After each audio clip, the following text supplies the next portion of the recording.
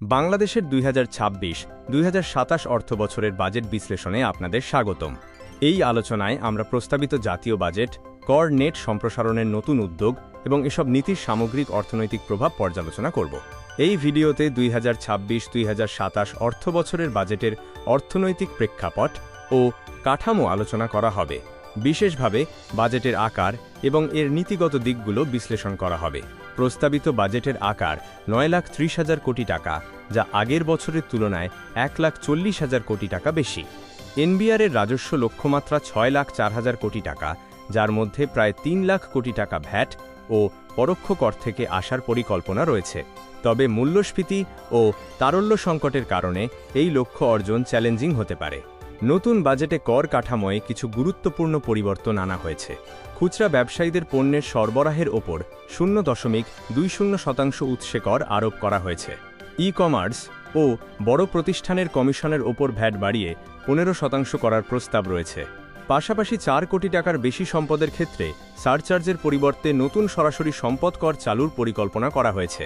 এসব পদক্ষেপ একদিকে রাজস্ব বৃদ্ধি করবে, অন্যদিকে কিছু খাতে নতুন চাপ সৃষ্টি করতে পারে। খুচরা বিক্রয়ের ওপর নতুন উৎস করকে কর নেট সম্প্রসারণের একটি কৌশল হিসেবে ধরা হচ্ছে। সরবরাহ পর্যায়ে 0.20% কর আরোপ করা হবে, যা ডিলারদের মাধ্যমে আদায় করা হবে এবং ই-চালান ও মোবাইল নম্বর ভিত্তিক ডিজিটাল ট্র্যাকিংয়ের মাধ্যমে নজরদারি করা হবে। এই ব্যবস্থার মাধ্যমে অতিরিক্ত প্রায় 6,000 কোটি টাকা রাজস্ব আদায়ের লক্ষ্য নির্ধারণ করা হয়েছে। তবে সমালোচকদের মতে এ ধরনের কর ভোক্তাদের ওপর মূল্যবৃদ্ধির চাপ সৃষ্টি করতে পারে।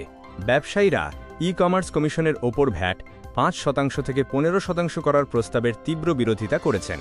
তাঁদের মতে এই 3 গুণ ভ্যাট বৃদ্ধি ডিজিটাল অর্থনীতির বিকাশে বাধা সৃষ্টি করতে পারে এবং নতুন ও ক্ষুদ্র, বিশেষ করে নারী উদ্যোক্তাদের জন্য অনলাইন ব্যবসায় প্রবেশ ও সম্প্রসারণকে কঠিন করে তুলতে পারে।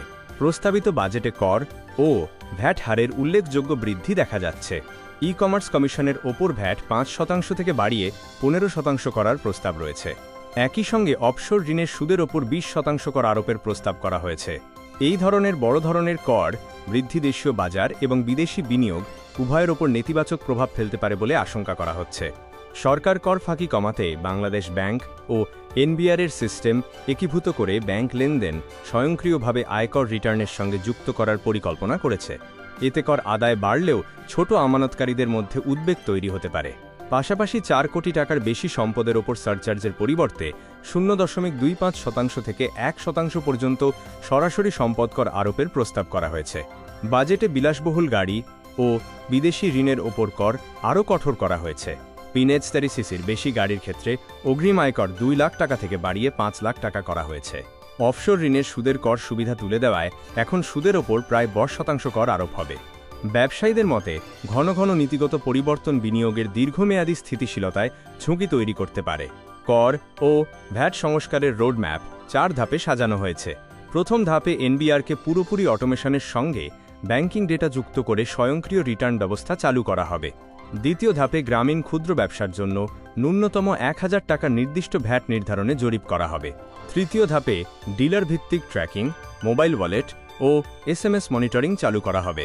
চতুর্থ ধাপে ভ্যাট আদায়ের লক্ষ্য পর্যালোচনা করে প্রয়োজন অনুযায়ী নীতিতে পরিবর্তন আনা হবে। সেন্টার ফর পলিসি ডায়ালগের বিশিষ্ট ফেলো দেবপ্রিয় ভট্টাচার্য বলেছেন, এই বাজেট সরকারের জন্য ভারসাম্য রক্ষার একটি কঠিন পরীক্ষা।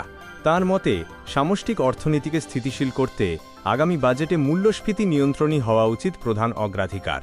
লিগ্যাল পয়েন্টের মতে বাজেটটি রাজস্ব বৃদ্ধিমুখী হলেও মূল্যস্ফীতি নিয়ন্ত্রণ ও নীতিগত স্থিতিশীলতা নিশ্চিত না করলে কাঙ্ক্ষিত অর্থনৈতিক ভারসাম্য অর্জন কঠিন হবে।